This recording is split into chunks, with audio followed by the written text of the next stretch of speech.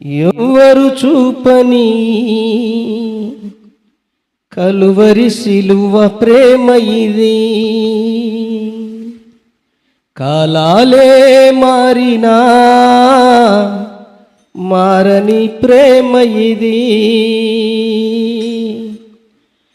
ఈ లోకంలో ఎవ్వరు చూపని కలువరి సిలువ ప్రేమ ఇది. కాలాలే మారినా మారని ప్రేమ ఇది. ప్రేమ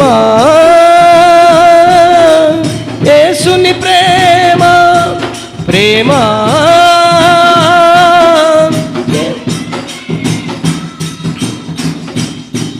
నన్ను మరువని ప్రేమ, నన్ను విడువని ప్రేమ, నన్ను మరువని ప్రేమ, నన్ను విడువని ప్రేమ. ఈ లోకంలో ఎవ్వరు చూపని కలువరి సిలువ ప్రేమ ఇది. కాలాలే మారినా మారని ప్రేమ ఇది. శోకించు వేళ విలపించు వేళ యేసు నన్ను చూచెనే. భారము తొలగించెనే. శోకించు వేళ విలపించు వేళ యేసు నన్ను చూచెనే. భారము తొలగించెనే. నీ వెంటే నేనుంటా కన్నీరెందుకని, నీ చెంతే నేనుంటా దిగులే చందకని. మనుషుల ప్రేమ ఆశించిన కన్నీరే మిగులునని అంచుకొంటినయ్యా, మలుసుకొంటినయ్యా, తెలుసుకొంటినయ్యా, నే మలుసుకొంటినయ్యా. ఈ లోకంలో ఎవ్వరు చూపని కలువరి సిలువ ప్రేమ ఇది. కాలాలే మారినా మారని ప్రేమ ఇది. ప్రేమ యేసుని ప్రేమ, ప్రేమ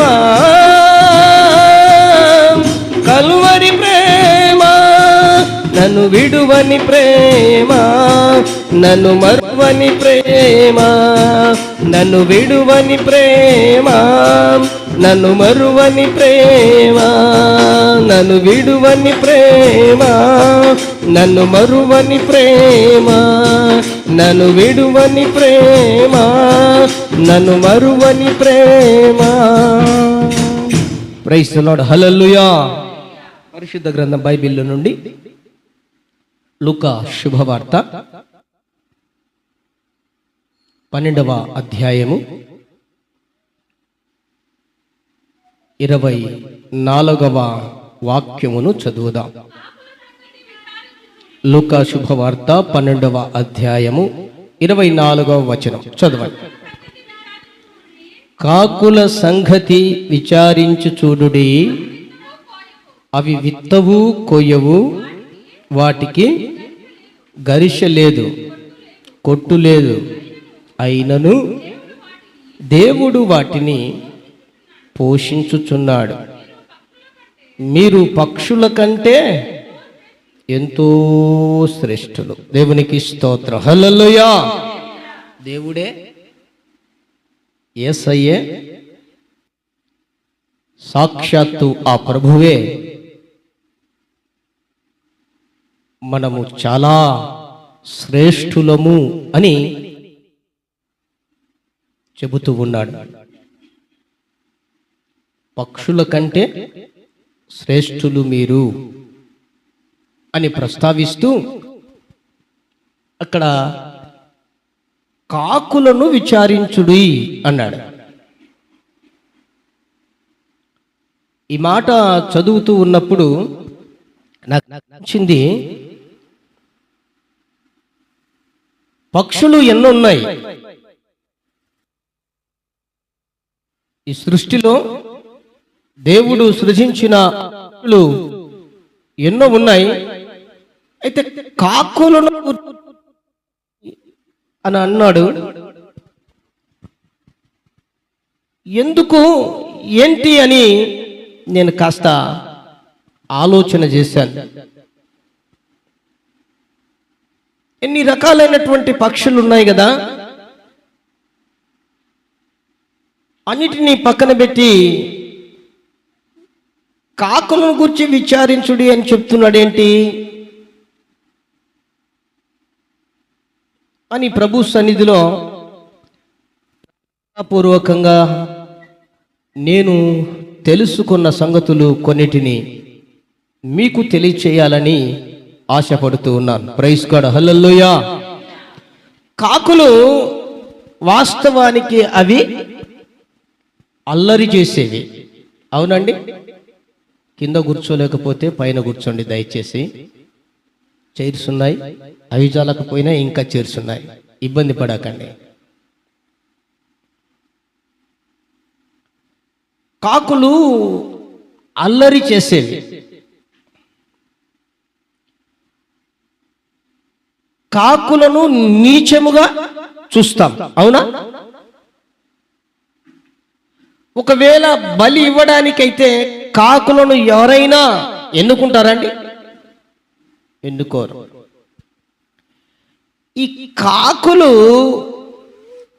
మన పరిశుద్ధ గ్రంథం బైబిల్లో ఆది కాలములోనే నోవాహు యొక్క జలప్రలయములో మనము గమనించి చూసినప్పుడు కాకిని పంపిస్తే ఫస్ట్ టైం తిరిగి రాలేదు. ఎందుకని? అవి శవాల మీద వ్రాలి పీక్కొని తినే స్వభావం కలిగినవి. ఇలాంటి కాకుల గురించి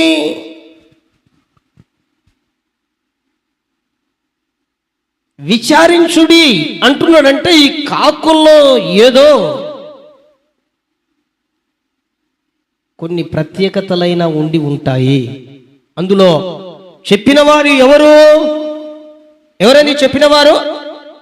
దేవుడే, సాక్షాత్తు సర్వాధికారి కలిగినటువంటి ఆ యేసుక్రీస్తు ప్రభు, సర్వశక్తిమంతుడైనటువంటి యేసుక్రీస్తు ప్రభువు చెప్పినప్పుడు మనం తప్పకుండా విచారించవలసిందే. ఏ దారిన పోయే దానయ్యో, ఓ ఎల్లయ్యో పుల్లయ్యో, లేకపోతే ఏ బాబానో, లేకపోతే ఏ దాదానో, లేకపోతే ఏ టక్కు టమారి గజకోట ఏమని రంగులు వంగరాలు అమ్ముకునే ఆ మనిషిలో చెప్పినవి కాదు కదా మనం కొట్టివేయడానికి. సాక్షాత్తు యేసుక్రీస్తే చెప్పాడు. మరి ఖచ్చితంగా మనం విచారించవలసి ఉన్నది. అయితే కాకులను కూడా కొన్ని సందర్భాలలో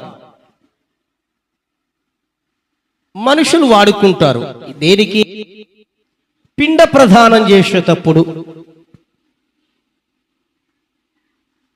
ఈ కొందరు మనుషులు పితృ దేవతలుగా భావించి పిండ ప్రదానం చేసేటప్పుడు ఆ కాకులను వాడుకుంటారు.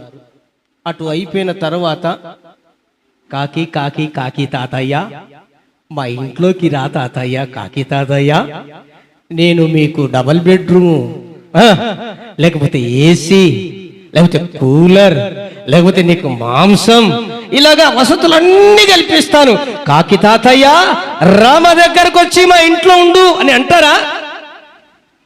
ఎవ్వరు కూడా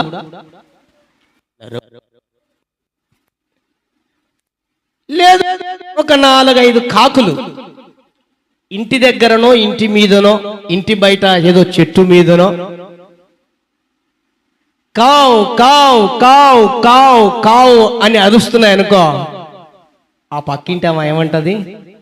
ఏమకో మీ ఇంటికి ఏదో చుట్టాలు వస్తున్నట్టున్నారే. నిజంగా ఇలాంటి కబురే గినక కాకులు తెలియజేస్తూ ఉంటే ఎంతమంది కాకులు సాక్కుండేవారో. అవునండి, సాకోరా.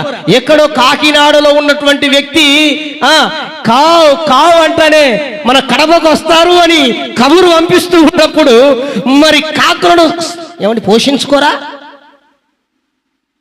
ఒక 5-6 కాకులన్న మా ఇంట్లో ఉందిరండి, మీకు కావలసిన ఏమండి అన్నము, భోజనము, మాంసము, ముక్కలు అవి నీకు పెడతాం రండి అని పోషించరండి. కానీ వీటిని కబూరు పంపించే కాకలుగా కొందరు ఆ సమయానికి భావిస్తారు. అయితే ఈ కాకులను ఎవరైనా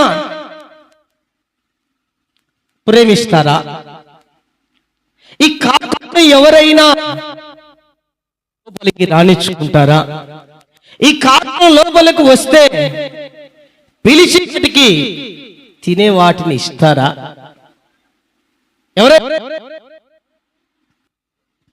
ఎవరైనా ఉన్నారా?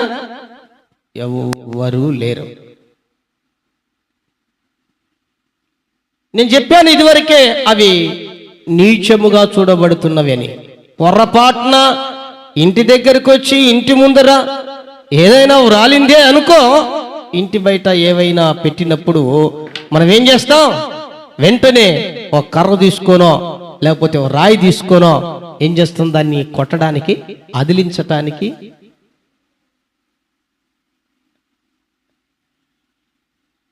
ఇక కాకులలో ఉన్నవి ఈ రకంగా ఉంటే మరి విచిత్రమైంది ఉంది ఒకటి. అల్లరి చాలా ఎక్కువ అల్లరి కాకులు. పొరపాటున పిల్లోడు ఆ కొట్టుకెళ్ళి ఏదైనా తినుబండరాలు తీసుకొని వస్తూ ఉన్నాడు అనుకోండి, ఇదేం చేస్తుంది? పిల్లోని చేతుల్లోది లాక్కొని పోతుంది.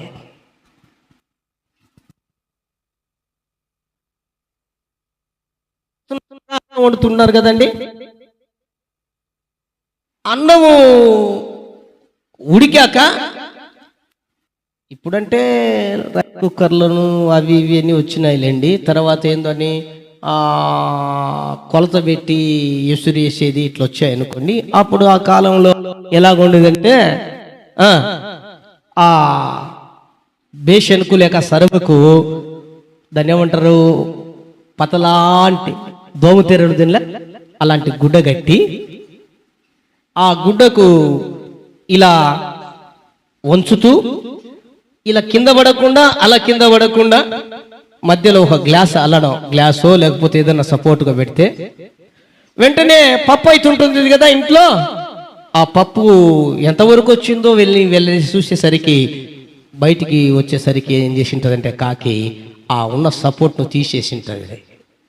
తీసేయంగానే ఆ అన్నం ఏమైందండి, కొంత అట్లే ఉంటుంది. అది సపోర్ట్గా పెట్టిన ఆ గుడ్డ కింద పడిపోతుంది. ఆ కింద పడిపోతుంది అన్నం కొంచెం గంజిలో పడిపోతుంది, కొంత దాంట్లో ఉంటుంది. ఆ పన్నదాన్ని తీసుకొని పోయి అది ఆకతాయికగా ఏం చేస్తుందంటే మన ముందరనే రెక్కలు దాపుకుంటూ అట్లా తినుకుంటూ పోవడం, తినడం, మళ్ళీ రావడం, తినుకుంటూ పోవడం, తినడం, మళ్ళీ రావడం.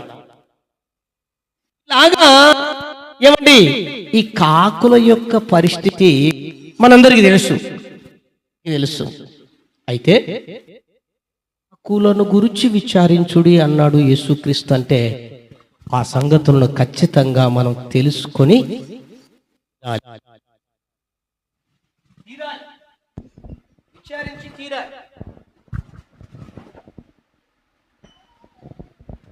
వాటిలో నేను తెలుసుకున్నది, విన్నది, చూచింది, గ్రహించింది దేవుని ద్వారా నేను విచారించిన ఆ సంగతులను కొన్ని విషయాలను జ్ఞాపకం చేస్తున్నాను. మొట్టమొదటిగా కాకులలో ఐక్యత ఉంటుంది. ఏముంటుందండి? ఐక్యత. దేనిలో ఐక్యత? తిండి తినే విషయంలో ఐక్యత. ఇది ఒక్కటి తినదు కాకులు. ఏదైనా తినేదానికి ఒక గింజలో లేకపోతే మెతుకులో లేకపోతే ఇంకొకటో ఉంటే ఏమంటాయేవి? కావ్ ఆవ్ ఆవ్ కావ్ ఆవ్ కావ్ ఆవ్ అంటే మీరు కూడా రండి నేను తింటున్నా, మీరు తినండి, రండి మీరు కూడా రండి నేను తింటున్నా. ఏమంటాయండి? కావ్ కావ్. తిండిలో ఐక్యత. తర్వాత శత్రువులు పొంచి ఉన్నప్పుడు, శత్రువులు పొంచి ఉన్నప్పుడు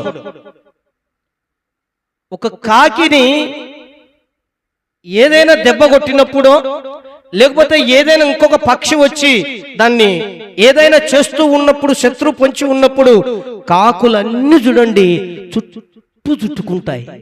అది ఏమి చేయలేకపోయినా పైనుండి అవి ఏం చేస్తుంటాయంటే అరుస్తూ ఉంటాయి. అంటే శత్రువును పొంచి ఉన్నప్పుడు ఐక్యత. తిండి తినేటప్పుడు ఐక్యత, శత్రువులు పొంచి ఉన్నప్పుడు ఐక్యత. ఇంకొకటి చనిపోయి, ఒక్క కాకి చనిపోతే ఏమండి ఆ చోటనే అనేక కాకులు తిరుగుతూ ఉంటాయి, అరుస్తూ ఉంటాయి, తిరుగుతూ ఉంటాయి, అరుస్తూ ఉంటాయి. మరలా ఆ కాకి ఆడ ఆ చనిపోయిన దగ్గర నుంచి తీసుకుపోయేంత వరకు బాగా గమనించి చూడండి. కాకులలో ఐక్యత ఉంది. అందుకనే పరిశుద్ధ గ్రంథం బైబిల్లో 133వ కీర్తన గ్రంథం మొదటి అధ్యాయాన్ని ఒకసారి చదువుదామండి. మొదటి వచనం, 133వ కీర్తన మొదటి వచనం. సహోదరులు ఐక్యత కలిగి నివసించుట ఎంత మేలు, ఆ కింద ఎంత మనోహరం అని చెబుతూ అచ్చట ఆశీర్వాదము, ఐశ్వర్యము, శాశ్వత జీవము. ఎక్కడ? ఐక్యత కలిగి ఉన్న చోట శాశ్వత జీవము, ఆశీర్వాదం ఉండును అని లేఖనము సెలవిస్తుంది. ఇది ఎక్కడ? ఐక్యత కలిగి ఉన్న చోట. కాకుల లాంటి వాటికే ఐక్యత ఉంటే క్రైస్తవులమైన మనము, దేవుని బిడ్డలమైన మనము, క్రీస్తును నమ్ముకొనిన మనకు ఐక్యత అవసరమా కాదా? అవసరమా కాదండి? ఖచ్చితంగా అవసరమే. అది ఏ ఐక్యత? మంచి ఐక్యత, ఆశీర్వాదం కలిగే ఐక్యత, శాశ్వత జీవము కలిగే ఐక్యత. హానికరమైనది కాదు, చెడ్డది కాదు. మంచి అంటున్నానంటే చెడు కూడా ఉందని అర్థం కదా, అవునా కదా? కానీ బైబిల్లో ఒక 2-3 మచ్చుకు నేను గుర్తు చేస్తాను. పరిశుద్ధ గ్రంథంలో నుంచి ఆదికాండ గ్రంథం 11వ అధ్యాయం. నేను మంచి ఐక్యత అని చెప్తున్నాను కదా, కొన్ని చెడు ఐక్యతలు కూడా పరిశుద్ధ గ్రంథం బైబిల్ ద్వారా కొన్ని మాటలు దేవుడు రాయించాడు. చూడండి, ఆదికాండ గ్రంథం 11వ అధ్యాయం 4వ వచనం.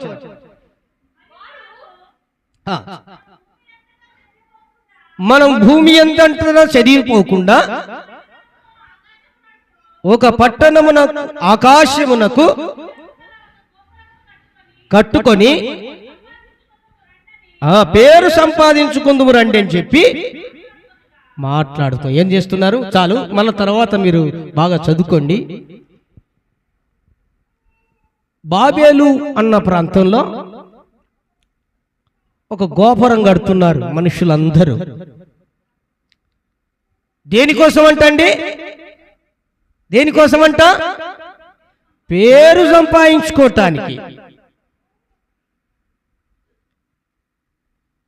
ఒక పెద్ద గోపురం. ఎందుకని? ఎక్కి దిగటానికి, ఎక్కుతూ దిగుతూ ఉండడానికి.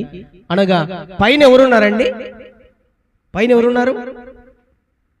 ఏం పలకరండి? దేవుడు, అంతే కదా. ఏముంది, ఆలోచన చేస్తారు ఎందుకు? ఇదేం పెద్ద ఆలోచించదగిందా? పైన ఎవరున్నారు? దేవుడు.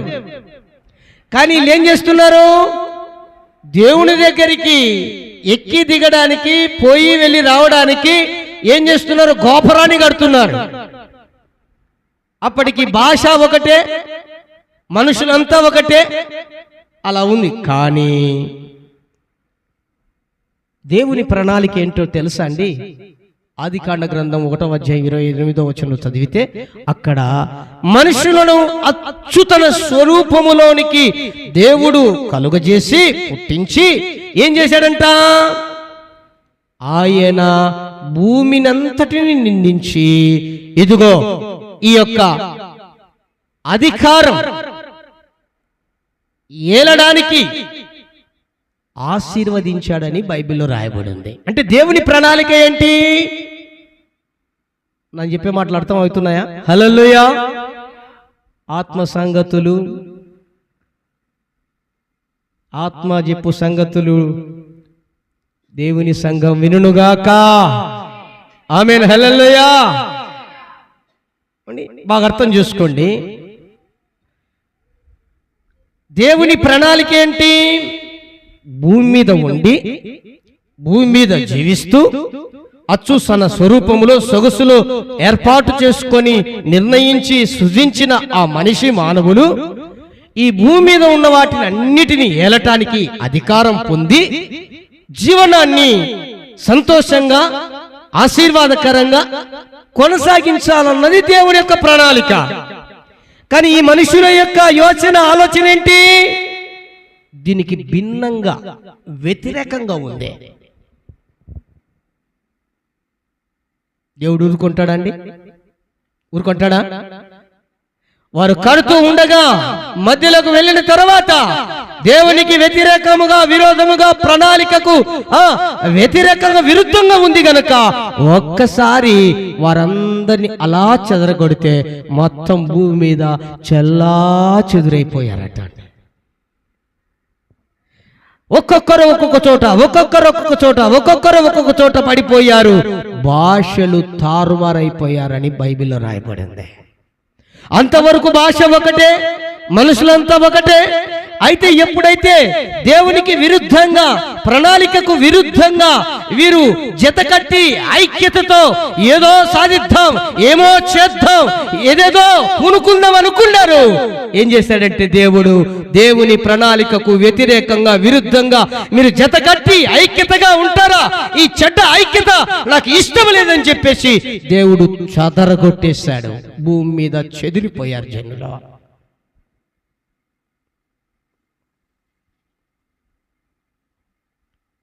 ఇది దేవునికి వ్యతిరేకం గనక చెడ్డగా చెడుగా ఐక్యత జత కట్టి అలా చేశారు గనక వారు చెదరగొట్టబడ్డారు. మరొక మాటను జ్ఞాపకం చేస్తున్నాను పరిశుద్ధ గ్రంథములో నుంచి. సంఖ్యాకాండ గ్రంథం పంచకాండాలలో సంఖ్యాకాండము 16వ అధ్యాయం 2వ వాక్యం. సభికులను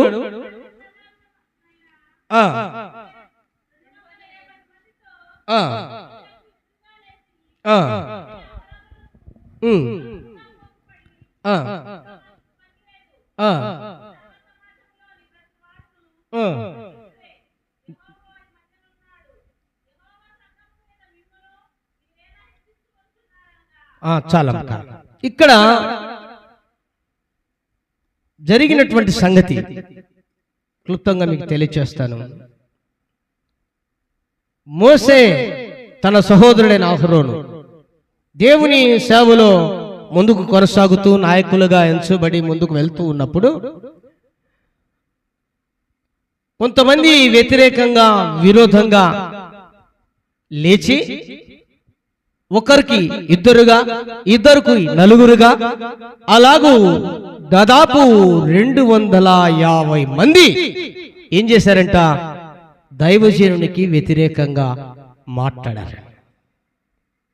నువ్వేనా నాయకునివి? మేం కాదా? నువ్వు ఒక్కడవేనా? మేం మనుషులం కాదా? నువ్వు చెప్పినట్టే వినాలా? మేము చెప్పింది జరగదా అన్నట్లుగా మాట్లాడుతూ వస్తూ ఉన్నారంట.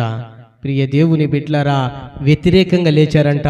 అక్కడ 32వ వచనంలో చదివితే అలా వ్యతిరేకంగా నిలిచి ఐక్యత కట్టి జత కట్టినటువంటి వారి విషయంలో దేవుడు కోపగించుకొని భూమికి ఆజ్ఞ ఇవ్వగా, భూమికి సెలవివ్వగా, భూమి నెరవిడిచి వారిని ఏం చేసిందంట అండి?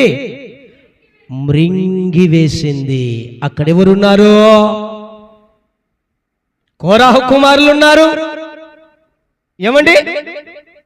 తర్వాత అభిరాములు ఉన్నారు, దాతాను అన్న వ్యక్తులు ఉన్నారు, అక్కడ ఓను అన్నటువంటి వ్యక్తులు, వారితో పాటు 250 మంది వ్యతిరేకంగా ఐక్యత కలిగి విరోధంగా నిలిచారు. నా ప్రియ దేవుని బిడ్డలారా, ఏమైపోయింది? భూమి నోరు తెరిచి మృంగి వేసింది. అక్కడికక్కడే వాళ్ళు చనిపోయారు. ఆదికాండ గ్రంథం 11వ అధ్యాయం 4వ వచనములో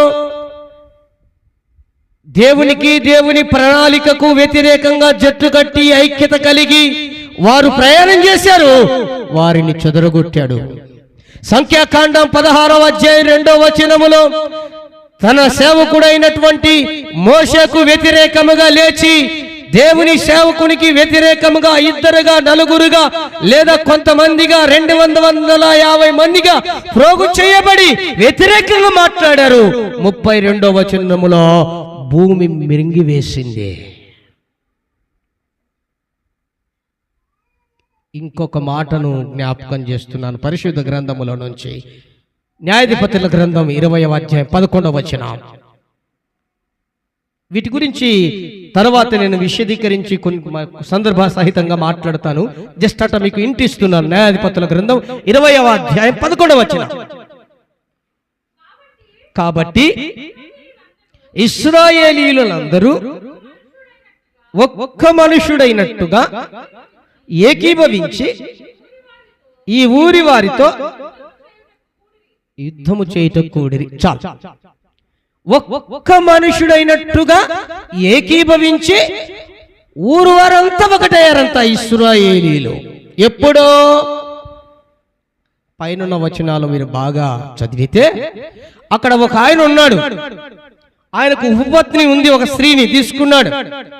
ఇశ్రాయేలీయులలో ఒక ఇంటిలోనికి, ఒక ఇంటి దగ్గరికి ఆశ్రయం కోరితే ఆ ఇంట్లో బస చేయిస్తూ ఉన్నాడు.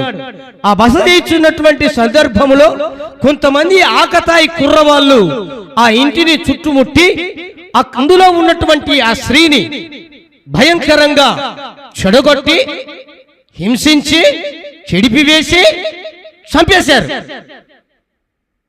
ఆ సందర్భములో తెల్లవారింది. తెల్లవారేసరికి స్త్రీ చనిపోయింది. వెంటనే ఆ పురుషుడు ఈ స్త్రీ యొక్క మరణించినటువంటి ఆ వ్యక్తి స్త్రీని దేహాన్ని ముక్కలు ముక్కలుగా డివైడ్ చేసి ఇశ్రాయేలీలలో ఉన్నటువంటి ప్రతి కుటుంబానికి ఒక్కొక్క ముక్క పంపాడంట. అప్పుడు జ్ఞానోదయం అయింది ఇశ్రాయేలీయులకు. దేవునికి స్తోత్రం, హల్లెలూయా. అంటే దెబ్బ తగిలితే గాని వీళ్ళకు జట్టు కట్టేది రాదు, ఐక్యత కలిగి ఉండడం రాదు, జ్ఞానోదయం కలగదు, బుద్ధి రాదు. అదే గినక అప్పుడే ఆ రాత్రే ఆ స్త్రీని తోడుకొని వచ్చినటువంటి పురుషుని ఆ ఇంట్లో చేరినప్పుడు, ఆకతాయి వాళ్ళు వచ్చినప్పుడు, వాళ్ళు వ్యతిరేకంగా ఆ స్త్రీని అసభ్యకరంగా ప్రవర్తిస్తున్నప్పుడు, లేదా కొట్టుతున్నప్పుడు, లేదా అరాచకంగా మీద పడి ఇష్టం వచ్చినట్లు చేస్తున్నప్పుడు, అప్పుడే గినక ఇశ్రాయేలీలు ఒక మాట మీదికి, ఒక తాటి మీదికి, ఒక్క మనుషుడైనట్టుగా వారు ఐక్యత కలిగి ఉండింటే ఆ ఆకతాయి కుర్రవాళ్ళు దగ్గరికి వచ్చిండేవారా? వచ్చిండేవాళ్ళండి? వచ్చిండేవాళ్ళు కాదు. కొందరికి దెబ్బ తగిలితే గాని బుద్ధి రాదు. ఏమండి? చెయ్యి కాలితే గాని ఆకులు గుర్తురావు. అవునండి? సైతాను శోధిస్తే గాని దేవుని శక్తి గుర్తురాదు. ఈ కొందరు ఉంటారులేండి. అయితే నేనంటాను, నా ప్రియ దేవుని బిడ్డలారా, ఆ బుద్ధి కూడా, ఆ దెబ్బ కూడా తగిలిన తర్వాత అది స్థిరంగా ఉండేది కాదు. అది మనకొద్దు. దేవునికి స్తోత్రం, హల్లెలూయా. బుద్ధి తెచ్చుకోవటం మంచిదే గాయం తగిలినప్పుడన్నా, బట్ అయితే అది స్థిరమైంది కాదు, అది మనకు వద్దు, అది రద్దు చేసుకోవాలి. హల్లెలూయా, హల్లెలూయా. ఇవేంటివి? 3 సందర్భాలు. ఐక్యత. ఏమైక్యత? చెడుగా, మంచిగా కాదు.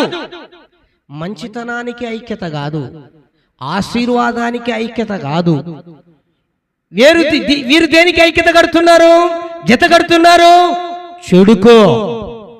ఈ రోజుల్లో కూడా చెడ్డవాటికి, చెడు వాటికి, దేవునికి వ్యతిరేకమైన వాటికి, దేవుని సేవకునికి వ్యతిరేకమైన వాటికి, దేవుని పిల్లలకు వ్యతిరేకమైన వాటికి ఏం చేస్తున్నారు? ఐక్యత కడుతున్నారు.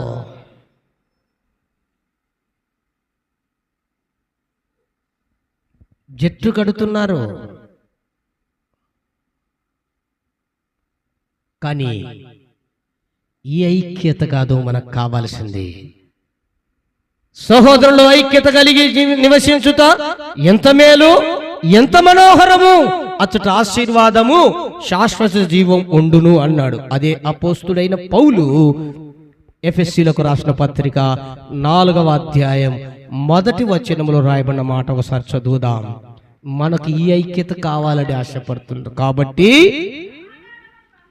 సమాధానమను బంధము చేత ఆత్మ కలిగించు ఐక్యతతోను కాపాడుకొనుట యందును శ్రద్ధ కలిగి కలిగిన వారై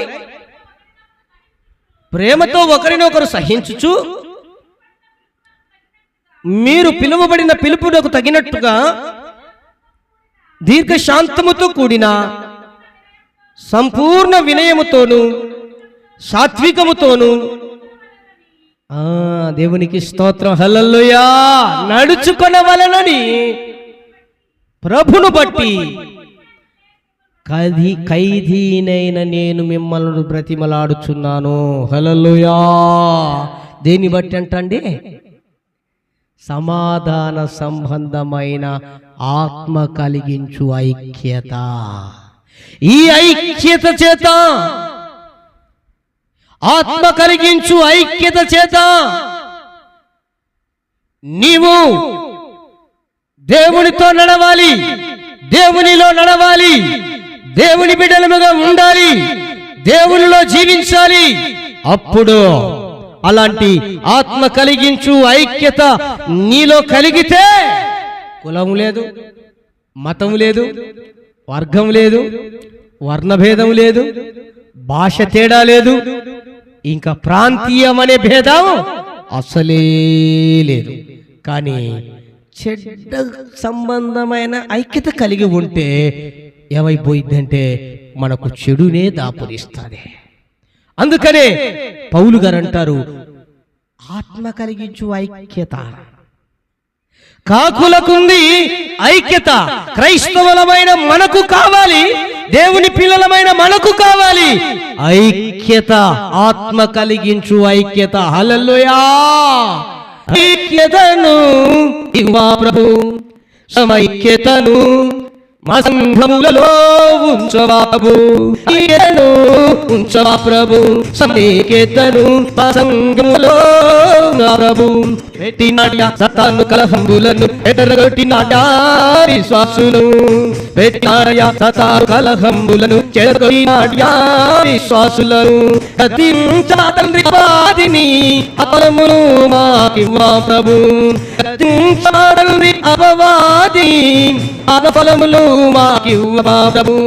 ఐక్యతను ఇవ్వమా ప్రభు, సమైక్యతను సంఘములలో ఉంచవా ప్రభు, సమైక్యతను సంఘములలో ఉంచవా ప్రభు. హల్లెలూయా. ఏమండి, అపోస్తలుల కార్యాల గ్రంథం తర్వాత 12వ అధ్యాయం మొదటి వచనం నుంచి 120 మంది మేడ మీదకి వెళ్ళారు. ఏక మనసుతో, ఏక ఆత్మతో, ఏక హృదయంతో, ఏక ఆత్మయం కలిగి దేవుని స్తుతిస్తున్నారు, ఏకగా ప్రార్థిస్తున్నారు, ఆత్మ దిగి వచ్చి ఒక్కొక్కరి మీద వరాలుగా పరిశుద్ధాత్మ చేత నింపిన తర్వాత దేవుని బిడ్డలారా, ఎక్కడైనా సరే అపొస్తలుల కార్యాల గ్రంథములు మేడగది మీద దర్శించి ఆత్మ కలిగిన ఆ ఐక్యత చేసిన పరిచర్య ఒక్కసారి ఆలోచించండి. ఆ వెనుక తగిన పరిచయను ఆలోచించండి. పరిచర్య కాదు, దేవుని పరిచర్య. కానీ ఎప్పుడైతే దేవుని ఆత్మ వారికి పరిచయదో చోట ఆ వ్యక్తికు కులము లేదు, మతము లేదు, వర్గం లేదు, ప్రాంతీయం లేదు, లేదు, ఏమీ లేదు. ఎంత ఆలోచన లేదు. దేవుని కొరకు ఎంతగానో ఐక్యంగా ఉండి దేవుని పరిచయిస్తారు. ఐక్యత నీకు నాకు మనకుందా? ఉండి తీరాలి అని దేవుడు చెబుతున్నాడు. ఆత్మ కలిసిదే ఐక్యత. కానీ రోజున సంఘంలో ఐక్యత లేక, కుటుంబాల్లో సఖ్యత లేక ఏమైపోతున్నది? చెదిరిపోతున్నారు. మరికొందరేమో చెడిపోతున్నారు, మరికొందరేమో అడిపోతున్నారు, మరికొందరేమో కుంగిపోతున్నారు, మరికొందరేమో వెంబడిపోతున్నారు, మరికొందరేమో దూరమైపోతున్నారు. ఆత్మనిచ్చే ఐక్యత నువ్వు మన వరకు కూడా ఆత్మ అనుభవించు ఐక్యత కలిగి జీవించేంత వరకు కానీ జీవిస్తే ఆ చోట ఆశీర్వాదం శాశ్వత జీవం. హల్లెలూయా, హల్లెలూయా. శాశ్వత జీవం ఆశీర్వాదం ఉంటుంది. ఈరోజు ఆశీర్వాదం దేవుని కారణమే. సైతం ఏమంటున్నాడు? ఇళ్ళకి నువ్వు మందు రమా సంఘానికి అంటుంది మా వంశనారే మంగానికి రచించుకునేవారే మాకు లేదా మనపే రా. ఆత్మ కలిగి ఐక్యత కలిగి పోయిన తర్వాత కులమా, మతంగా, వర్గమా, వేదంగా, అంత్యతత్వంగా మరి ఏది లేదు. నువ్వు ఇంకా రుడా అంటున్నావు అంటే ఏమని అర్థం? సాకైనాడు అంటున్నావు అంటే ఏమని అర్థం?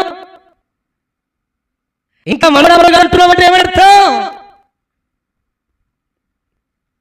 ఆత్మ కలిగి లేదు అని అర్థం. ప్రియుడి బిడ్డ, క్రీస్తు రక్తము కడిగిన బ్రతుకు, క్రీస్తు కలిగి ఆత్మగిందు ఐక్యత కలిగి ఒకే మనసు, ఒకే ఆత్మ, ఒకే హృదయం, ఒకే దృక్పథం కలిగి విశ్వాసములు ఐక్యత దీవించి హల్లెలూయా, హల్లెలూయా. అందుకు ఆకులకుంది ఐక్యత అని ఈ కాకులకు కాబట్టి క్రైస్తవులకు లేదు ఐక్యత కలిగి కోరుకుంటున్నాడు. హల్లెలూయా. కాదంటే అందరి భావాన్ని వేసి ఏంటంటే భావాన్ని వేస్తుంది. ఒక కాకి తిరిగి దొరికిందంటే అన్ని కాలంలో పిలిచి మీరు మూడింది అని ఉంది. ఒక కాకి చనిపోతే ఏమండి మీరు పరామర్శించండి. కానీ క్రైస్తవులటువంటి ఏతున్నా ఉందండి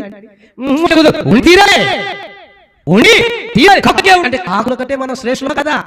కాకుల కంటే కాకుంటే శ్రేష్ఠులం. మరి ముఖ్యంత ఐక్యత కలిగి ఉండాలి. అల్లరి చేసి నిశ్చయంగా చూసేవి కాకులు అని చెప్పాను, వాళ్ళకి ఏమి అని చెప్పాను. అవి కాకులు త్రోలివేయని చెప్పాను. కానీ మనం అస్థిలో నుంచి బయట లోకంలో కాకులుగా అంటే దగ్గరికి తీసుకొని ఆయన రక్తము చేత కడిగి ఆత్మ కలిగి ఐక్యతను ప్రసాదించారు. మరి క్రైస్తవులమైన మనం క్రీస్తును కలిగి ఉన్నాము. ఐక్యత కలిగి జీవించాలి. శాశ్వత జీవం ఉంటుంది. హల్లెలూయా, హల్లెలూయా.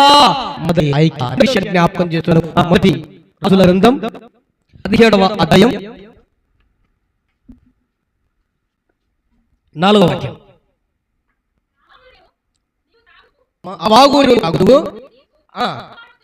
ఆహారం వచ్చినట్లు కాకోలకు ఆజ్ఞాపించిందని అతనికి తెలిసి అతను పోయి యెహోవా సెలవు చొప్పున నివాసం చేశాడు. యోర్దాను ఎదురుగా ఉన్న కైరేతు వాగు దగ్గర నివాసం చేశాడు. ఎవరైనా ఏలియా. గుర్తుపెట్టుకోవాలి. ఎన్నో సందర్భాల్లో వాక్యాన్ని విన్నాం. ఎవరు అడుగుతుంటారు, మధ్యలో అడుగుతున్నప్పుడు నాకేం తెలియనట్టుంటే బాగుండదు. పాస్టర్ గారు ఏం చేస్తారే ఇలాగో అనుకుంటారు.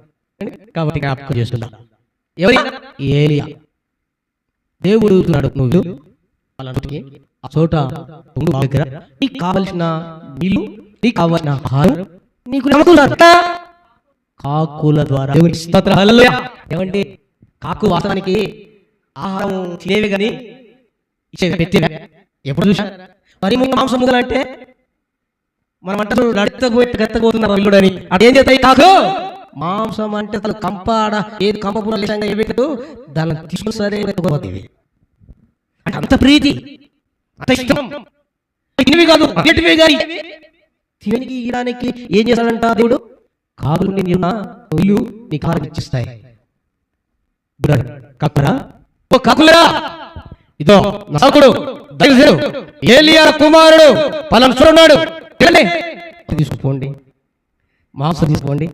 ఒకటి మాంసం అంటాడు, దానిలో చాలా కాకు ఇష్టమైన రొట్టె మాంసమే బాగా, కానీ దానికి వాటిని తీసుకు వెళ్ళే కాకులుగా దేవుడు అంటే దాని అర్థం చూడండి. కాకు దేవుని మాట కాకు దేవుని మాట ఏలియాకు ఆహారాన్ని తీసుకుని పోతున్నాయి. క్రైస్తవులమైన మనం దేవుడు చెప్తున్నామా? కాదు, దేవుడు చెప్పిన మాటలు వింటే నీకు ఆశీర్వాదం, దేవుని మాటలు వింటే నీకు దీవెన. వినుట వలన విశ్వాసము కలుగును, అది క్రీస్తును గూర్చిన విశ్వాసం. దేవుని మాట,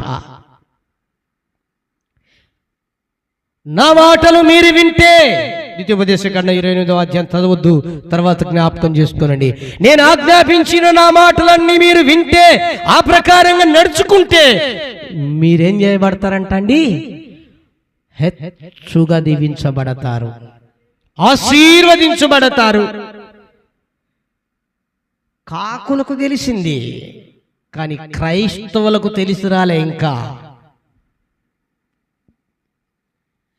కాకులు వింటున్నాయి దేవుని మాట, నువ్వు వింటున్నావా?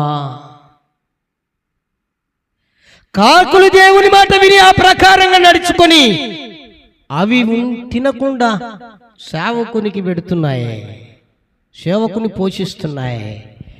మరి నీవు దేవుని మాట విని దేవుని మాట ప్రకారంగా ఆ బాటలో జీవిస్తున్నావా? ఒక్కసారి ఆలోచన చెయ్యి. ఏం చేశాయంటే మాట విన్నాయి, విని ఆ ప్రకారంగా మాంసాన్ని రొట్టెని తీసుకొని ఇచ్చాయి. తద్వారా దేవుడు తన సేవకునికి చెప్పినటువంటి మాట ఏమైందండి? నెరవేర్చబడింది. సేవకుడు అనగా దేవుని దాసుడు, దైవజనుడు పోషించబడ్డాడు. దేవుని మాటలు మనం వింటే దేవుని సన్నిధిలో ఏ ఒక్కరు కూడా ఆశీర్వాదం పొందకుండా పోరు. దేవుడు చెప్పిన మాటల ప్రకారంగా ఆ బాటలో నడుచుకుంటే ఏ ఒక్కరు కూడా మీలో బీదలు ఉండరు. దేవుడు చెప్పినట్లు నడుచుకొని ఈ దేవుని బాటలో నడిస్తే నీకు కొరత ఏమాత్రం లోటు ఉండనే ఉండదు. కానీ కొదవగా ఉంది, కొరతగా ఉంది, లోటుగా ఉంది, ఇంకా ఆశీర్వాదం కొదవై ఉంది. కారణం ఏంటంటే మనం ఎక్కడో దేవుని మాట తప్పిపోతున్నాం, వినలేకుంటున్నాం. ఒకవేళ విన్నా ఆ మాట ప్రకారంగా ఆ బాటలో నడవలేకపోతున్నాం. కానీ కాకులను, అందుకనే కాకులను గురించి విచారించమన్నాడు, ఊరికే కాదు. దేవునికి స్తోత్రం, హల్లెలూయా హల్లెలూయా.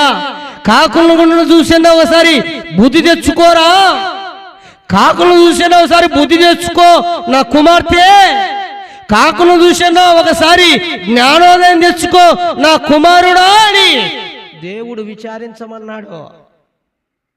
కాకులు విన్నాయి. మనుషులమైన, దేవుని బిడ్డలమైన, క్రైస్తవులమైన, దేవుని పిల్లలమైన మనం దేవుని మాట వినకపోతే మనల్ని ఏమంటారండి? మనల్ని ఏమంటారండి? మనకి ఏ విధమైన ఆశీర్వాదం రావాలండి? ఏ విధంగా ఆరోగ్యాన్ని పొందుకోవాలండి? జ్ఞాపకం చేసుకుందాం, దేవుని మాటలు విందాం.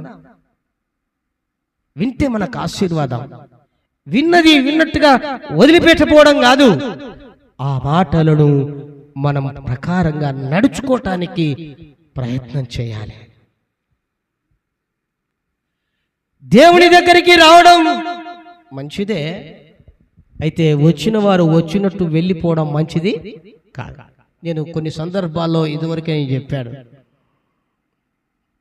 ఒకవేళ నేను జిమ్కి పోతున్నాను అనుకోండి, పోలేదులే నాకు అంత లేదు, దేవుని ఆరోగ్యం బాగానే ఉంది, శరీర సౌష్ఠ్యం కూడా బాగుంది, ఒకవేళ అనుకోండి జిమ్కి పోతున్నాను, పోవడానికి ఒక 30 రోజులకు డబ్బు కూడా కట్టాను, ఉదయం సాయంకాలం వెళ్తున్నాను, జిమ్ చేసి వస్తున్నాను, వాళ్ళు వీళ్ళు అడిగితే ఎక్కడికి పోయేస్తున్నావు అంటే జిమ్కి పోయేస్తాను అని చెప్తున్నాను. వాళ్ళు కూడా విచారిస్తే నిజమే పలానా వ్యక్తి మా దగ్గరికి జిమ్కి వస్తున్నాడండి అంటున్నారు. డబ్బులు కట్టారంటే కట్టారండి అంటున్నారు. జిమ్కి వెళ్తున్నాను విచారించారు, అది నిజమే. ఆడ పోయిన తర్వాత వాళ్ళు ఇచ్చే గుడ్డు పాలు మెక్కుతూ తాగుతూ తింటున్నాను, అన్ని బాగానే ఉన్నాయి. కానీ పోతున్నాను చెబుతున్న నేను నాలో ఎదుగు బొదుగు లేకపోతే మీకేమనిపిస్తుంది? ఇదంతా ఈయన వేస్ట్ అబ్బా, డబ్బులు వేస్ట్ చేస్తున్నాడు, సమయం వేస్ట్ చేస్తున్నాడు, ఏందో అసలు అన్న చేసే పని మంచిది కాదు అంటారా లేదండి? అంటారే లేదా? కానీ వాస్తవానికి నేను జిమ్కు పోతున్నా, కట్టవలసిన డబ్బు కడుతున్నా, అడిపోయిన తర్వాత పాలు గుడ్లు తాగుతూ తింటున్నా, కానీ ఎదుగు బదుగు లేదు. ఎందుకు? ఆడ చెప్పిన మాట ఏంటి? వ్యాయామం చేయాలి. జిమ్కు పోయినాడు ఏం చేయాలండి? కాలు మీద కాలు కూర్చో, కాలు మీద కాలు వేసుకొని కూర్చోవాలా? లేకపోతే బెడ్ వేస్తే బెడ్ మీద కూర్చోబెడతారా? జిమ్కు పోయినా ఏం చేయాలి? వ్యాయామం చేయాలి, బరువులు ఎక్సర్సైజ్ చేయాలి. అప్పుడు ఈ బాడీ ఎలాగుంటే స్టిమ్గా ఉంటుంది. అలా కాకుండా పోతా వస్తాం తింటా తాగుతా డబ్బు కడతా వస్తా ఉంటే చేయవలసిన ఆ వ్యాయామం చేయకపోతే, ఎక్సర్సైజ్ చేయకపోతే ఏమైనా ప్రయోజనం అండి? దేవుని సన్నిధిలో కూడా అంతే. దేవుని సన్నిధికి వచ్చిన మనం వినాలి, వినిన ప్రకారము జీవించాలి, వినిన ప్రకారం నడవాలి, వినిన ప్రకారం దేవుని బాటలో నడవాలి. నడిచి తీరితే నా ప్రియ దేవుని బిడ్డలారా, అప్పుడు నీ జీవితం, నీ కుటుంబ వ్యవస్థ ఆశీర్వాదకరంగా మార్చబడుతుంది. హల్లెలూయా! ఆరోగ్యకరంగా మార్చబడుతుంది. హల్లెలూయా! దీవెనకరంగా మార్చబడుతుంది. హల్లెలూయా! అప్పుడు దేవుని మెప్పును నువ్వు కోరుకొని తీరుతా. కాబట్టి వినాలి, విన్న ప్రకారంగా నడవాలి. అప్పుడు మనకు, మన కుటుంబాలకు దీవెన. ప్రియ దేవుని బిడ్డలారా, యోనా ఏం చేశాడండి? వెళ్ళకూడని చోటికి, దేవుడు చెప్పిన చోటికి కాకుండా వేరే చోటికి వెళ్ళిపోయాడు. ఓ చేపకు, మంచి చేప పాపం, అది ఏం చేప అండి?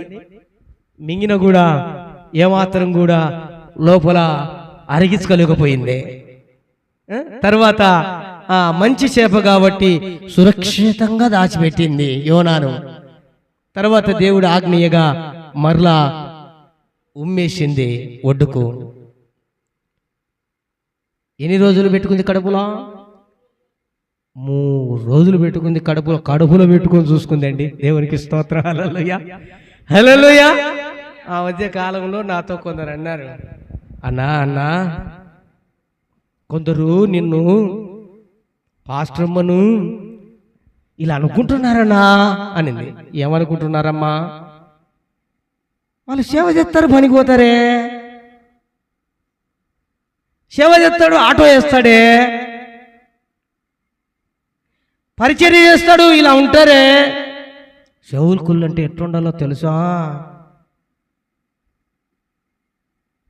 సేవకులు అంటే, సేవకురాలు అంటే ఎట్లుండాలో తెలుసా? ఈ మాట ఎవరో తెలుసా? నాకు తెలుసు.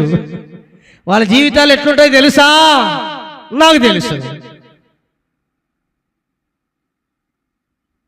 పొద్దున్న దేవుడు ఒక రకంగా చెప్తాడు, మధ్యాహ్నం ఒక రకంగా చెప్తాడు, మరల సాయంకాలం ఒక రకంగా చెప్తాడు, రాత్రి కాలంలో మరొక రకంగా చెప్తాడు. పొద్దునేమో పూలు పెట్టుకోమంటాడు, మధ్యాహ్నమేమో పూలు ఇవ్వమంటాడు, రాత్రికేమో పడిచీరి కట్టుకోమంటాడు, రాత్రికేమో గాజులు తీసేయమంటాడు. ఏమండి, నేను నిన్న మాట చెప్తున్నాను, నేనేం వేరే ఏం చెప్పట్లా.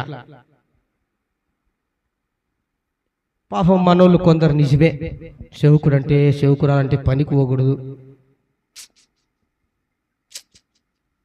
అని మనోళ్ళు సానుభూతి. దేవునికి స్తోత్రం, హల్లెలూయా హల్లెలూయా. కానీ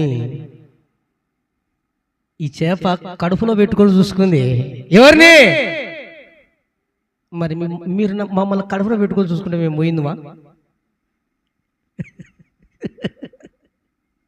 ఏమండి, నా ప్రియ దేవుని బిడ్డలారా, దేవుడు చెప్పిన మాట వింటే చాలు, మీరు మమ్మల్ని కడుపులో పెట్టుకొని చూసుకున్నట్టే. దేవుడు చెప్పిన మాట ప్రకారంగా ఆ బాటలో నడిస్తే చాలు, మమ్మల్ని మీరు కడుపులో దాచుకొని చూసినట్లే. అయినను పౌలు గారు చెప్పిన మాట నాకు చాలా నచ్చింది గనక, ఈ కాలములో విశ్వాసి ద్వారానో లేకపోతే ఎవరి ద్వారానో పోషించబడతారు, సేవ జరుగుతుంది, ఇలా నడిపించబడతారన్నది నేను అలా పక్కన పెట్టి మా కొరకు మా వరకు ఏ ఒక్కరికి మేము భారంగా ఉండకూడదని. దేవునికి స్తోత్రం, హల్లెలూయా. సంఘములో ఏ ఒక్కరికి మేము బరువుగా భారముగా ఉండకూడదన్న ఉద్దేశముతో నేనైనా పాస్టరమైనా ఎంత కష్టపడుతున్నామో నేను చెప్పనక్కర్లేరు, మీ కళ్ళారా చూస్తున్నారు. దేవునికి స్తోత్రం, హల్లెలూయా హల్లెలూయా. అయినా చెబుతున్న వాళ్ళు మాట విని సేవకులంటే ఇలా ఉంటారా? దోచుకొచ్చుకున్న సొమ్ము నా దగ్గర ఏం బ్యాంకులలో బ్యాలెన్స్ కోట్లలో లేదు. దొంగలకు వచ్చిన సొమ్ము నా బీరువాలో నా అకౌంట్లలో లేదు. దాచుకున్నటువంటి ధనం గాని బంగారు గాని మా ఇంట్లో లేదు. మరి ఏముంది? దేవుని కొరకై కష్టపడి పని చేసే తత్వం ఉంది. దేవునికి స్తోత్రం, హల్లెలూయా. ఒకరి మీద ఆధారపడకుండా, ఒకరికి భారంగా ఉండకుండా మా వంతు మేము కష్టపడి, ఆనాడు పౌలు గారు కదా తన ప్రజలకు భారంగా ఉండకూడదని రాత్రింబగళ్ళు డేరాలు గుట్టుకొని ఏ విధంగా అయితే తను తాను పోషింపబడుతూ ఇతరులకు పోషణకరంగా ఆశీర్వాదకరంగా ఉన్నాడో అలా ఉండాలి.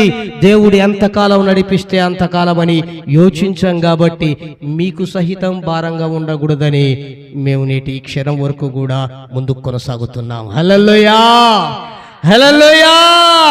ఒకవేళ శాపగత కడుపున పెట్టుకున్నట్టు దేవుడు చెప్పిన మాట విన్నట్టు ఆ మాట ప్రకారంగా మీరు జీవించడానికి ఇష్టపడితే ఆ బాటలో నడిచి మమ్మల్ని కూడా మంచి శాపగత కడుపున పెట్టుకున్నట్టు చూసుకున్నా ఈ పరిచర్య ఇంకా అభివృద్ధి చెందాలని మా వంతు మేము ప్రయత్నం చేస్తూ ఉంటాం, మా వంతు మేము పని చేస్తూ ఉంటాం, కృషి చేస్తుంటాము. కానీ కాలు మీద కాలేసుకోనో, ఏసీలో కూర్చోనో, డబుల్ బెడ్రూమ్లో పండుకోనో సేద తీర్చుకునే పరిస్థితి లేదో. ఆ స్థితి రాకూడదనే నేను ప్రార్థన చేస్తున్నాను. హల్లెలూయా. ఏం చేయాలండి? మంచి శాపం వలె. నా ప్రియ దేవుని బిడ్డలారా, దేవుడు ఏం చెప్తున్నాడో ఆ మాట ప్రకారంగా మనం విని ఆ మాట ప్రకారంగా మనం జీవించి వారంగా ఉంటే తప్పక మనల్ని ఆశీర్వదిస్తాడు. దేవుడు అన్నాడు, మానక నీవు సమాజముగా కూడుకోవాలి. మానక అన్నాడు.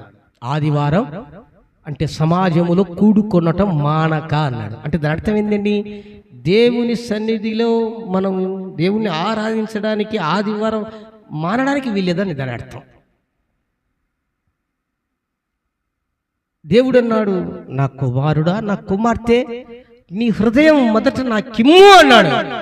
ఈ హృదయాన్ని ప్రభుకు అప్పగించటమే. ఆ తర్వాత నా కుమారుడా, కుమార్తె, నిన్ను ఆశీర్వదించుటకై, నిన్ను దీవించుటకై కొన్ని పరిచర్య ధర్మాలను నియమించాను. ఏంటి? ఒకటి దశమ భాగమని, 2 సాధారణ కానుకలని, 3 సమర్పణ కానుకలని, 4 ప్రథమ ఫలాల కానుకలని, 5 స్వేచ్ఛార్పణలని. ఇవి మీరేదో పోషించడానికి ఎవరినో కాదు, నీవు నేను మనము ఆశీర్వదించబడడానికి దేవుడు నియమించిన విధులు. హల్లెలూయా, హల్లెలూయా. లేకుంటే నిన్ను లేదా నువ్వు ఇవ్వాలని నిన్ను అడుక్కోవడానికి నేను ఆరాధిస్తున్న దేవుడు యాజకుడు కాదు, ఆయన యాజకుడు, ఆయన ప్రధాన యాజకుడు కాదు. కాకపోతే నువ్వు నేను మనం ఆశీర్వదించబడటానికి ఇదొక మార్గం అంతే. ప్రభు నమ్మిన తర్వాత ప్రియ దేవుని బిడ్డలారా, నాకు తెలీదు, పచ్చి విగ్రహారాధన కుటుంబంలో నుండి నేను దేవుని మహాకృపను బయటి రక్షింపబడి దేవుని సేవలకు వచ్చాను. మొదట్లో నాకు పెద్దగా తెలియదు. ఒకవేళ తెలిసినా నాకు దాదాపు ఒక 3-3.5 సంవత్సరాల వరకు కూడా నాకు దశమ భాగం అన్న సంగతిని తీయాలా, అది తీసి ఖచ్చితంగా దేవుని కొరకై వాడాలన్న సంగతి నాకు తెలియదు. చదివినా, ఒకవేళ తెలిసినా దాన్ని ఆచరించట్లేదు.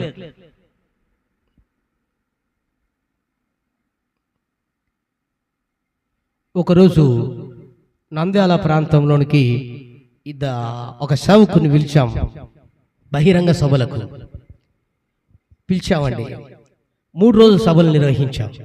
ఆ 3 రోజుల సభల్లో ఆ టయానికి అట్లీస్ట్ మా దగ్గర ఒక 100 రూపాయలు కూడా లేదు, 100 రూపాయలు కూడా లేదు. కానీ మనసులో ఆత్మలో దేవుడు ప్రేరేపిస్తున్నాడు, మీరు ఆ సేవకులకు వెంట వచ్చిన వారికి ఒక రోజుల్లో భోజనం ఏర్పాటు చేయాలి. చాలా ఫోర్స్గా దేవుడు తెలియచేస్తున్నాడు. కానీ డబ్బు అయితే లేదు. ప్రభు సన్నిధిలో, ప్రభువా, మేము చేయాలని నువ్వు ఆశపడుతున్నావు, అదే ఆశ నాకు కూడా ఉంది. ఖచ్చితంగా వారికి నేను ఏర్పాటు చేయాలి. ద్వారాలు తెరువు. ప్రార్థన చేశాను. ఒక ఆలోచన వచ్చింది. మా భార్యకు ఈ బుట్టలో లాకలా ఏమంటారు తినను కిందికి ఏలవడేవి, అవి ఆ 2 అమ్మ జుమ్కిళ్ళు అవి ఉన్నాయి. ఆ 2 సెట్లు తీసుకొని పోయా కంసాలని దగ్గరికి, నంద్యాల. తీసుకొని పోతానే కుదవక అన్నాడు. లేదు, పూర్తిగా అమ్మేసేయాలన్నా. అప్పుడు వచ్చింది ఎంతో తెలుసా అండి? 1600. ఎప్పుడు 2003వ సంవత్సరం మాట ఇది. 1600 అమ్మితే 1600 వచ్చింది. అప్పుడు పొట్టేలి మాంసం 300 రూపాయలు ఉండేది, ఇప్పుడు 800 అనుకుంటా, 250 300 ఆ లోపలనే. ప్రియ దేవుని బిడ్డలారా, చికెను, 1 కేజీ మటను, దాదాపు 15 మంది దాకా వచ్చారు. వాళ్ళందరికీ మనస్ఫూర్తిగా ఇప్పటికీ మేము ఆ 1600 రూపాయల్లో 2 ప్లేట్లు, 2 గ్లాసులు కొన్నవి, 2 చెంబులు కొన్నవి ఇప్పటికి ఉన్నాయి. అట్లే వాటితోనే కడపకు వచ్చాం మేము. దేవునికి స్తోత్రం, హల్లెలూయా. ఉన్నాయండి, పెట్టాను, అయిపోయింది. ప్రభువా, సంతోషంగా అవి పోయినా పర్వాలేదు కానీ నీ బిడ్డలు నేను కడుపు నింపానయ్యా, నువ్వు చెప్పినట్లు చేశాను ప్రభువా, నీకు స్తోత్రమని సంతోషంగా జీవనాన్ని గడుపుతున్నాం. పరిచర్లో ముందుకెళ్తున్నాం. ఎన్నో పరిస్థితులు, ఒడుదుడుకులు ఎదుర్కొన్నా. 2008వ సంవత్సరం, 2007 ఇక్కడికి వచ్చాను. 2008వ సంవత్సరం అనుకోకుండా ఏ సేవకునికైతే నేను ఏ సేవకుని యొక్క వెంట వచ్చిన వారికి భోజనాలు ఏర్పాటు చేశానో ఆ సేవకునికి అనుకోకుండా హార్ట్ అటాక్ వచ్చింది. 'హార్ట్ అటాక్' వస్తే నేను కూడా ఆ సేవకుని వెంట వెళ్ళా. ఫస్ట్ ఒంగోలులో, తర్వాత ఆడ ఒక రోజు 2 రోజులు ఆగి, లేదు ఇక్కడ కాదు హైదరాబాద్ తీసుకోమని అంటే హైదరాబాద్కు తీసుకొని వెళ్ళి అక్కడ వెళ్తే స్టంట్ వేయాలన్నారు. స్టంట్ వేసాం. ఆ సందర్భంలో ఆ సేవకుని దగ్గరికి ఒక ప్యాకేజ్తో కూడినటువంటి ఒక చిన్న ఈ కవర్స్ ఉంటాయి కదండి, కవర్స్ ఉంటాయి కదా, మన దాన్ని ఏమంటారు, ఇంగ్లాండ్ కవర్ లాగానే కవర్స్, పెద్ద ఈవెన్ కవర్. ఆ కవర్ ఒక ఆయన తీసుకుని వచ్చాడు. 2 వచ్చారు మార్కాపురం నుండి. 2 వచ్చి ఆ కవరు ఆ సేవకునికి ఇచ్చారు. ఇస్తానే ఆ కవరులో ఏముందా ఏమి లేదా అని చూసినాడో చూడలేదో నాకు తెలియదు, కానీ వెంటనే నాకు పిలిచి ఈ కవర్ నువ్వు తీసుకో అన్నాడు, నీ దగ్గర పెట్టుకో అన్నాడు. సర్లే అని నేను పెట్టుకున్నాను. మరుసటి రోజు చెప్పారు, దాంట్లో డబ్బులు ఉన్నాయి జాగ్రత్త అన్నాడు. అది డబ్బులు ఉన్నది కూడా నాకు తెలియదు, జాగ్రత్త అన్నాడు. ఇంకా డబ్బులు ఉన్నాయని లోపల నాకు కొంచెం టెన్షన్ అయింది. ఎందుకంటే జనాలు వస్తూ పోతుంటారు కదా, డబ్బులు ఉన్నాయంటారు. అక్కడ నేను బ్యాగ్లో 1 వే బ్యాగ్లో పెట్టుకున్నాను. ఏమైందో ఇది ఒక పెద్ద టెన్షన్. ఆ తర్వాత నేను 2-3 రోజుల తర్వాత దాన్ని కాపాడుకోలేక, ఇలా ఉంటే కుదరదు, ఇది ఏం చేయాలో చెప్పు, లేదంటే బ్యాంకులో వేయాలా, లేకపోతే ఎవరికన్నా ఇచ్చేయాలా, లేకపోతే ఇది నా దగ్గర ఉండడం మంచిది కాదు, ఎందుకంటే నేను మనస్ఫూర్తిగా ఒక చోట ఉండలేకపోతున్నాను అని నేను చెప్పాను. అప్పుడు అన్నాడు, ఇది నీకే అన్నాడు, ఇది నీకే అన్నాడు. అట్లా నాని లోపల నేను ఆ క్యాష్ డబ్బు అనే చూసే లోపల మాకు కట్టలు ఉన్నది, 500 కట్టలు, 100 రూపాయల కట్టలు. ప్రియ దేవుని బిడ్డలారా, నేను అది చూసేసరికి ఇది నీకే అన్న లోపల ఒక్కసారిగా నా మనసు ఆలోచన ఆగిపోయిందండి. కొద్దిసేపు స్టన్ అయిపోయా.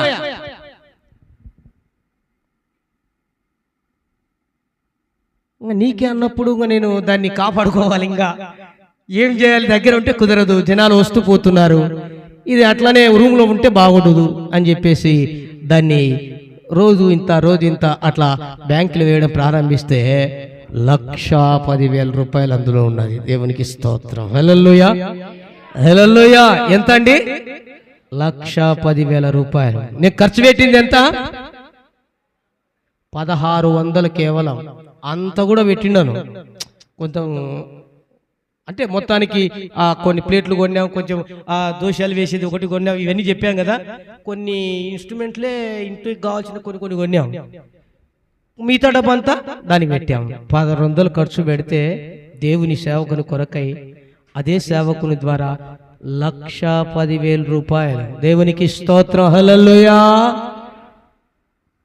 నా దేవుని కొరకై, దేవుని సేవ కొరకై, దేవుని సేవకుని కొరకై, దేవుని బిడ్డలముగా మనం ఏది ఇచ్చినా ఆయన చూస్తూ ఊరుకునే దేవుడు కాదు. అంతకు 100 అంతకు 1000 నా దేవుడు అనుగ్రహించేవాడు. దేవునికి స్తోత్రం చెప్పండి. హల్లెలూయా. 1,10,000 రూపాయలు.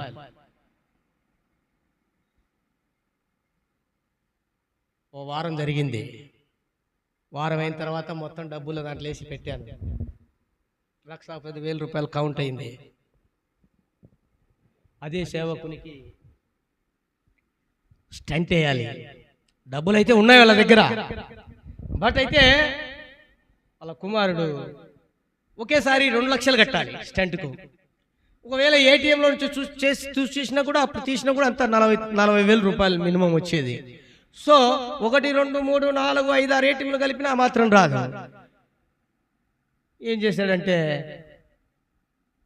ఓ పని చేయి, నీ దగ్గర ఉండే డబ్బులు ఏటీఎం ద్వారా ఎంత వస్తే అంత తీసియండి అంటే దగ్గర 49,000 రూపాయలు వచ్చింది. 49,000 రూపాయలు మళ్ళా నేను తిరిగి ఇచ్చేసాను. దేవునికి స్తోత్రం. హల్లెలూయా. నేటి ఈ క్షణం వరకు కూడా ఏ వ్యక్తి అయితే నేను తిరిగి ఇస్తానని చెప్పాడో ఆ వ్యక్తిని ఇంతవరకు 10 పైసలు అడగలేదు. దేవునికి స్తోత్రం. హల్లెలూయా, హల్లెలూయా. ఎందుకో తెలుసా? 16 పెడితే 1,10,000 రూపాయలు దేవుడు ఇచ్చాడు. అది 49,000 పెడితే ఈ రోజున ఏమంటే ఒట్టి చేతులు వచ్చా, ఒట్టి చేతులతో రిక్త హస్తాలతో నేనేమి ఎక్కడి నుంచో కోట్లు కోట్లు కోట్లు కోట్లు దండుకొని రాలా ఆర్కే నగర్కి, ఒట్టి చేతులతో వచ్చా, రిక్త హస్తాలతో వచ్చా. ఆశ్చర్యకరమైన రీతిలో ఆలీబాబా అద్భుత దీపం కాదండి, లేకపోతే భాగ్యలక్ష్మి లాటరీ కాదండి, లేకపోతే ఏదో ఒక రాత్రికి రాత్రే వేరే చోట కన్న వేసింది కాదండి. ఈ ఆశీర్వాదం అంతా మీకు బహుబాటంగా తెలుసు, తెలియంది ఏం లేదు. నేనేమంటున్నా అంటే, ప్రభు చెప్పినట్లు మనం మాట వినది నేర్చుకుంటే అది కష్టమైన నష్టమైన, ఒకవేళ అది నీకు బాధ అనిపించినా సంతోషంగా దేవుడు చెప్పిన మాట విని ఆ మాట బాటలో నువ్వు నడిస్తే అద్భుతాలు చేస్తాడు నీ జీవితంలో దేవుడు. హల్లెలూయా! ఆశ్చర్య కార్యాలు చేస్తాడు దేవుడు. హల్లెలూయా! మహత్కార్యాలు జరిగిస్తాడు దేవుడు. హల్లెలూయా! గొప్ప కార్యాలు చేస్తాడు. హల్లెలూయా! ఇలా చెప్పుకుంటూ వెళ్తే ఎన్నో దేవుని సన్నిధిలో దేవుడు నా పట్ల చేసిన కార్యాలు 1-2 కాదు, 49,000కు నేను ఓ మాట కూడా ఇంతవరకు అడగకుండా ఖర్చు చేస్తే ఈ రోజున అలాంటి 49,000 రూపాయలు ఎన్నిచ్చింటాడో నాకు దేవుడు. హల్లెలూయా! హల్లెలూయా! అద్భుతం అండి. చెప్పింది వినటమే దేవుడు ఆశీర్వదిస్తాడు, చెప్పినట్లు నడుచుకోవటమే ప్రభు మనల్ని దీవిస్తాడు. కాకులు చెప్పినట్లున్నాయి, మనం వినలేమా? ఏమండి, కాకులున్నాయి, మనం వినమా? కాకులు విని ఆ ప్రకారంగా తెచ్చించాయి, పోషించాయి, మనం నడవలేమా ఆ ప్రకారంగా? అందుకనే కాకులను గురించి విచారించుడి. కాకుల్లో ఐక్యత ఉంది. కాకులు దేవుని మాట విన్నాయి, విన్న ప్రకారంగా నడుచుకున్నాయి. ఇక 3వది జ్ఞాపకం చేస్తున్న పరిశుద్ధ గ్రంథములో నుంచి యోబు గ్రంథం 38వ అధ్యాయం 41వ వాక్యం. తిండి లేక తిరుగులాడుచు కాకి పిల్లలు దేవునికి మొరపెట్టినప్పుడు కాకి ఆహారము సిద్ధపరచువాడెవడు? ఏమండి, అక్కడ కాకులను మనము విచారించి లేదా కనుగొని చూస్తే, చదివితే ఆ వాక్యములో కాకి పిల్లలు ఏం చేస్తున్నాయంటండి? మొర్ర పెడుతున్నాయి, అంటే ప్రార్థించేవిగా ఉన్నాయి. ఆ కాకులే ప్రార్థించేవిగా, కాకు పిల్లలే ప్రార్థించే విధంగా ఉన్నాయంటే దేవుని పిల్లలమైన మనం ప్రార్థించే వారంగా ఉండనక్కరలేదా? ఉండనక్కరలేదా అండి? దానికేమండి, అవి ప్రార్థన చేస్తాయి, మేము ప్రార్థన చేస్తే మాకెస్ట్ వస్తాయి అన్నాడు. మరి వాటికంటే శ్రేష్ఠులు అన్నారు, ఇదేంటేమంటే అర్థం? కాకి పిల్లలు మొరపెడుతున్నాయి, ప్రార్థన చేస్తున్నాయి. కాకులు కాదు, కాకి పిల్లలు. కాకి పిల్లలకి ఎట్ట తెలిసింది మొరపెట్టడం? ఎట్ట తెలిసిందండి? తల్లి కాక తల్లి కాకి మొరపెట్టడం వచ్చు కాబట్టి, తండ్రి కాకి మొరపెట్టడం వచ్చు కాబట్టి పిల్ల కాకులు మొరపెడుతున్నాయి. మరి తల్లి కాకిగా నువ్వు మొరపెడుతున్నావా? తండ్రి కాకిగా నువ్వు మొరపెడుతున్నావా? మీ చిన్నపిల్ల కాకులు మొదలుపెట్టాలంటే బైబిల్లో రాయబడింది, తల్లి ఎట్టిదో కుమార్తె, తండ్రి ఎట్టివాడో కుమారుడు అట్టివాడే. అవునా కదా? మరి తల్లిదండ్రులైనా మీకే మొరపెట్టి దేవుని సన్నిధిలో ప్రార్థించే అనుభవం లేకపోతే నీ పిల్ల కాకులైనటువంటి నీ కుమార్తెలకు ఏ విధంగా వస్తుంది అనుభవం? నీకే అనుభవం లేకపోతే నీ పిల్లలకి ఏ విధంగా వస్తుంది?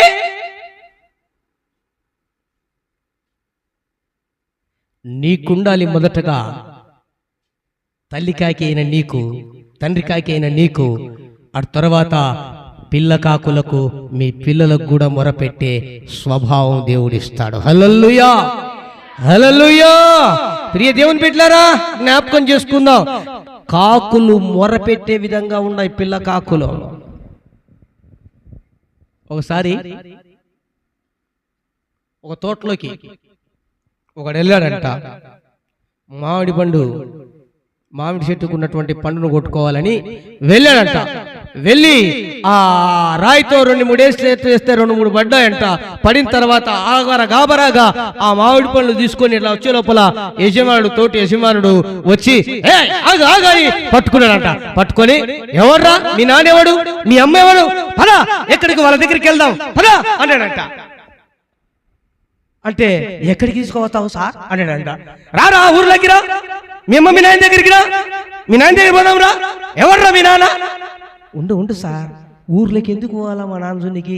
ఇదిగో అదే చెట్టు మీద మా నాన్న ఉన్నాడరా. ఏ చెట్టు మీద ఉన్నాడంట? చెట్టు మీద లైన్ ఉంటే ఈయన రాళ్ళు కొట్టడం పెద్ద గొప్ప. అర్థమైందా నా ప్రియ దేవుని బిడ్డలారా? అందుకనే సేను గెట్టును తల్లి ఏమంటారు? బైబిల్ ఉంది, నేను చెప్పే మాట కాదు, బైబిల్లో క్లియర్గా ఉంది. బిడ్డ నడిచేలో మెత్తదంట. అంతే, పురుషులు కూడా అంతే. కాబట్టి నీ పిల్లలు క్షేమంగా ఉండాలి, నీ కుమార్తెలు క్షేమంగా ఉండాలి, మీ కుటుంబం దేవుని ఆశీర్వాదాలతో నింపబడాలి అంటే నీవు మొర పెట్టే బిడ్డగా ఉండి తీరాలి. హల్లెలూయా. నీ పిల్లలు ప్రార్థించే వారిగా ఉండాలంటే నీవు మొదటగా ప్రార్థించే వారిగా ఉండాలి. నీ పిల్లలు ప్రార్థించే వారిగా ఉండాలంటే మొదటగా నీవు ప్రార్థించే వారిగా ఉండాలి. నీకే అనుభవం, నీకే చేయకపోతే నీ పిల్లలు అవడానికి అనుభవం, రాజడానికి లేకపోతే నీ పిల్లలు ప్రార్థించడానికి నువ్వే చేయకపోతే ఏమని పిల్లలు ఎత్తారు? అందుకోసమై కుటుంబం దేవి సన్నిధికి పోయి మొరపెట్టే చోట గురిపెట్టడం అంటే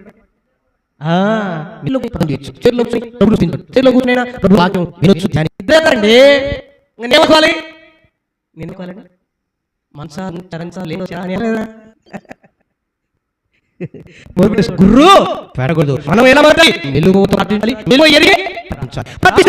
మారిపోతుంది, కుటుంబ శిక్షలే మారిపోతాయి. ఈ పిల్లలకు ఏమున్నాయండి? ఆ పిల్లలకు మొరపెట్టే ఆ స్వభావం ఉంది. మొదటగా కాకులో ఐక్యత,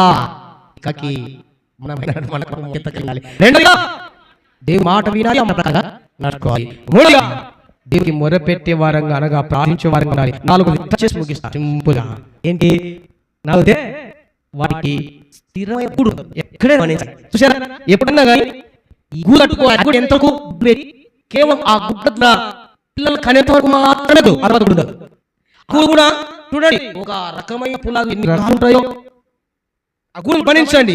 ఇన్ని రకాలైనటువంటి లేకుండా దానికి తెలుసు, దానికి గ్రహింపు ఉంది. కాకి స్థిరమైన నివాసము నాకు ఇక్కడ. మరి గ్రహింపు ఇది నాది, అది నాది, ఇది నాది, అది నాది, అదిరి పడతావు చివరికి ఏది రాదు నీ వెంట. అది ఇది నాదే, ఈ నాదే, పొలం నాదే, ఈ పొలం నాదే, ఆ నగలు నాదే, ఈ ఇంటాలు నాదే, ఇది నాదే, ఇది నాదే, అన్ని నాదే అన్నప్పుడు ఎవరి అర్థమైందండి? ఈ భూమి నాదే అంటారే కావు.